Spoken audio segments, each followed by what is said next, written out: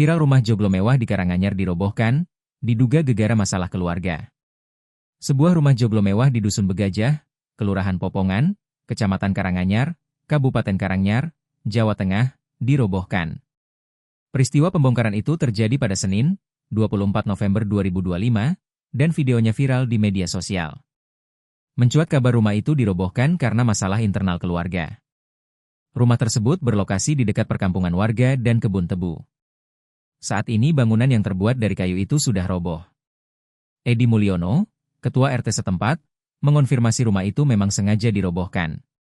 Dia berkata diduga merobohkan rumah karena adanya perselisihan dengan istrinya yang menjadi seorang aparatur sipil negara, ASN, Pemkab Karanganyar.